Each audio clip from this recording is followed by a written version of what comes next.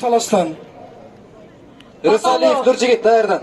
Аталы күнүңүздөр менен менин сүйүктүү, акылдуу, эстүү, кайраттуу эл журтум баарыңыздарга ысык салам. Ат башы эли ушул логистикалык борбор башталгандан бери эле түн уйкусунан калды. Эл жерибиз сатылбасын деп түп көтөрүлүп өздөрү көтөрүлүп чыккан. Акырында эл журтумду премьер-министрибиз чыккынчы деген сөзгө кондуруп, жалган жаланы жаап, патриот эл жигиттерибизди азыркы күнгө чейин азыр ушул жерге келип турганга мүмкүнчүлүк бербей, укук коргоо органдары менен күч органдары ушул жерде азыр патриот жигиттерибизди кармап отурат. Эмне себептен кармап отурат? Булар өздөрүнүн айбирлерин аштай төрүп бүтүштү. Туурабы эл журтум?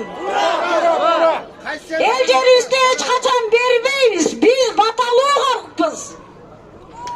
Кыргызга Кудай жерди берди. Кыргыз гана акылуу, кыргыз гана сакташы керек. Башка эч кимдин кереги да жок бизге. Башка инвестордун дагы, башка кыргыз инвестордун да кереги жок.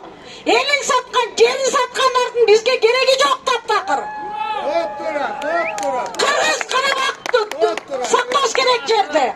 Эмне үчүн патриот жигиттерибизге тоскоолдук болуп жатат? Азыркы мүнөттөн баштап токтоткула мындайыңарды.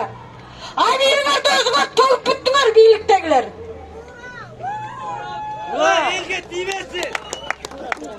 Kırgızstandın hiçbir burçunda lojistikалық борбор салынбасын. Салынага кыргыз өкмөтү салсын. Элди ишен үчүн актасын. Буга чейинки жасаган иштеринин баары сөздөрү менен иштери айкалышпай келген. Ошон үчүн ишеними өлгөн.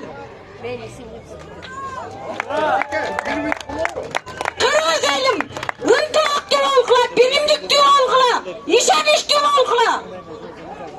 Баталы элим, мен силер менен сыймык